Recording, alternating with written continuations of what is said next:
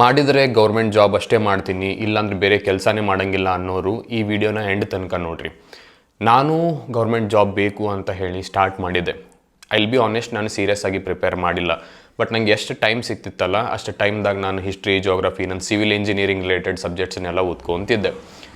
ಎದಕ್ಕೆ 100% ಎಫರ್ಟ್ ಹಾಕೋಕ್ಕಾಗಲಿಲ್ಲ ಅಂತಂದರೆ, ಇಂಜಿನಿಯರಿಂಗ್ ಮುಗಿಸಿದ ಕೂಡಲೇ ನಾನು ಒಂದು ಕಂಪ್ನಿ ಒಳಗೆ ಫಿಟ್ನೆಸ್ ಕನ್ಸಲ್ಟೆಂಟ್ ಅಂತ ಹೇಳಿ ಜಾಯ್ನ್ ಆದೆ.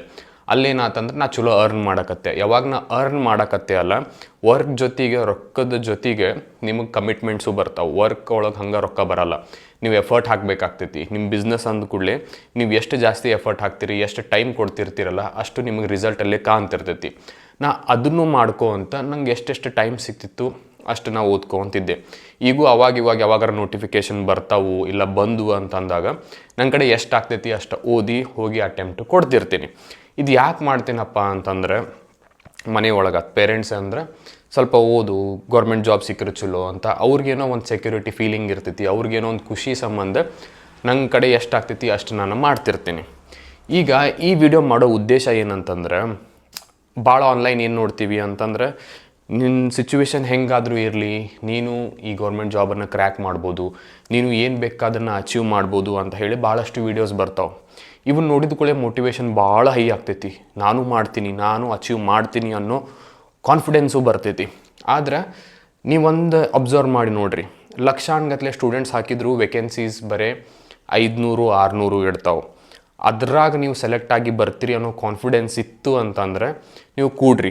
ಎಜುಕೇಷನ್ನು, ನಿಮ್ಮದು ಸ್ಕಿಲ್ಸು, ನಿಮ್ದೇನು ಕಾಮನ್ ಸೆನ್ಸ್ ಇವೆಲ್ಲ ಹೈ ಐತಿ. ಆ ಎಕ್ಸಾಮ್ ಏನು ಡಿಮಾಂಡ್ಸ್ ಅದಾವಲ್ಲ ಅಷ್ಟು ಕೆಪಾಸಿಟಿ ನಿಮ್ಮ ಕಡೆ ಐತಿ ಅಂತಂದ್ರೆ ಕುಂತು ಓದ್ರಿ. ಆದರೆ ನಿಮ್ಮದು ವಯಸ್ಸು ಭಾಳ ಜಾಸ್ತಿ ಐತಿ, 25, 26, 27, 30 ಹಿಂಗೆ ಜಾಸ್ತಿ ಹಾಕ್ಕೋಂತ ಹೊಂಟೈತಿ, ನಿಮ್ಮ ಕಡೆ ಒಂದು ಜಾಬು ಕ್ಲಿಯರ್ ಆಗಕತ್ತಿಲ್ಲ ಅಂದರೆ ಈ ಟೈಮನ್ನು ಒಂದು ಸ್ವಲ್ಪ ನೀವು ಸೀರಿಯಸ್ ಆಗಿ ತೊಗೋಬೇಕು.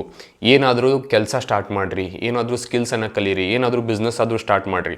10,000 ಅರ್ನ್ ಮಾಡೋ ಕೆಲಸ ಆದರೂ ಚಿಂತೆ ಇಲ್ಲ, ಆ ಕೆಲಸನ ಶುರು ಮಾಡಿರಿ. ಕೆಲಸ ಮಾಡ್ಕೊತ ಓದಕ್ಕೆ ಕೂಡ್ರಿ. ಎದಕ್ಕಂತ ಹೇಳಿದ್ರೆ, ನೀವು 30, 35 ಆದರೂ ಕೈಯಾಗಿ ಯಾವುದು ಕೆಲಸ ಇರಲಿಲ್ಲ, ಯಾವ ಸ್ಕಿಲ್ಸ್ ಇರಲಿಲ್ಲ ಅಂತಂದ್ರೆ ಹೊರಗೆ ಬಂದಮೇಲೆ ಈ ಸೊಸೈಟಿ ನಿಮಗೆ ಭಾಳ ಕೆಟ್ಟ ಟ್ರೀಟ್ ಮಾಡ್ತೈತಿ, ನಿಮಗೆ ಭಾಳ ಡಿಫಿಕಲ್ಟಿನೂ ಫೀಲ್ ಆಗ್ತೈತಿ.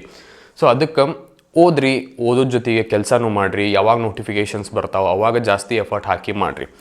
ಯಾಕಂತ ಇನ್ನೊಂದು ಸ್ವಲ್ಪ ಅಬ್ಸರ್ವ್ ಮಾಡಿ ನೋಡಿರಿ, ನಿಮ್ಮ ಮನೆಯೊಳಗೂ ತಂದೆ ತಾಯಿಗೆ ಏಜ್ ಆಗ್ತಿರ್ತೈತಿ, ನೀವು ಅವ್ರದ್ದೂ ಸ್ವಲ್ಪ ನೋಡಬೇಕಾಕೈತಿ. ಮೆಡಿಕಲ್ ಕಂಡೀಷನ್ಸ್ ಬಂದು, ಏನಾದರೂ ಮೆಡಿಕಲ್ ಎಮರ್ಜೆನ್ಸೀಸ್ ಬಂದು ಅಂತಂದರೆ ಅಷ್ಟು ಈಸಿ ಇರೋಂಗಿಲ್ಲ, ಎಕ್ಸ್ಪೆನ್ಸ್ ಭಾಳ ಜಾಸ್ತಿ ಆಕೈತಿ, ಎಲ್ಲನೂ ಮ್ಯಾನೇಜ್ ಮಾಡೋದು ಡಿಫಿಕಲ್ಟ್ ಆಗ್ತೈತಿ. So usually government job prepare ಆಗೋರು ಬಡವ್ರ ಕಡೆ ಅಂತಲೇ ಇರ್ತಾರೆ, ರೈತರ ಕಡೆ ಅಂತ ಇರ್ತಾರೆ.